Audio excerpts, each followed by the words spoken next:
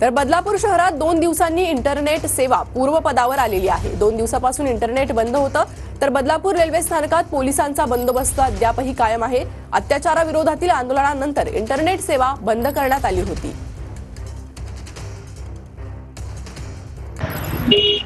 बदलापूर शहरामध्ये अत्याचाराविरोधात जन आक्रोश आंदोलन आपल्याला पाहायला मिळालं होतं आणि त्यानंतर इंटरनेट सेवा ही बदलापूर शहरात बंद करण्यात आली होती, कारण की सोशल मीडियाचा अनेक मेसेज व्हायरल होत होते आणि त्याच अनुषंगाने पोलिसांनीही इंटरनेट सेवा बंद करण्यात आली होती।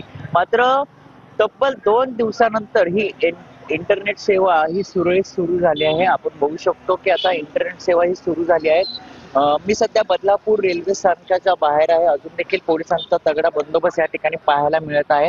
आपण जर इंटरनेट सेवा बघितली ती मोठ्या प्रमाणात ही बंद करण्यात आली होती, मात्र आता इंटरनेट सेवा ही आता सुरू झाली आहे। आपण बघू शकतो की मोठ्या प्रमाणात इंटरनेट सेवा ही बंद झाल्यानंतर बदलापूर चांगलेच हैराण झाले होते, मात्र आता ही इंटरनेट सेवा देखील आता सुरू झाली आहे। आपण बघू शकतो की नेट सेवा ही आता सुरू झाली असून ही माहिती संपूर्ण पोलिसांनी आपल्याला दिली आहे। तसंच रेल्वे स्टेशनच्या बाहेर देखील पोलिसांचा बंदोबस्त अजून देखील तैनातच आहे। तर दुसरीकडे आपण जर बघितलं, बदलापूर रेल्वे स्थानकाच्या बाहेर विकृत राजकारण करू नका असं देखील अशाचे बॅनर आपल्याला या ठिकाणी पाहायला मिळत आहे। ठिकठिकाणी बदलापूरमध्ये बॅनरबाजी करण्यात आले, कारण की कुठेतरी राजकारण होत आहे असं बदलापूरचं म्हणणं आहे आणि त्याच अनुषंगाने या ठिकाणी आपल्याला बॅनर देखील पाहायला मिळत आहे। माय चिल्ड नॉट फॉर पॉलिटिकल असं या आशयाचे बॅनर आहेत। बदलापूरकर म्हणून आम्ही त्या दुर्दैवी प्रकाराचा निषेधच करतो, पण त्या दुर्दैवी प्रकरणावर बदलापुरात विकृत राजकारण करू नका, कारण की काल जर बघितलं मोठ्या प्रमाणात पोलीस स्टेशनमध्ये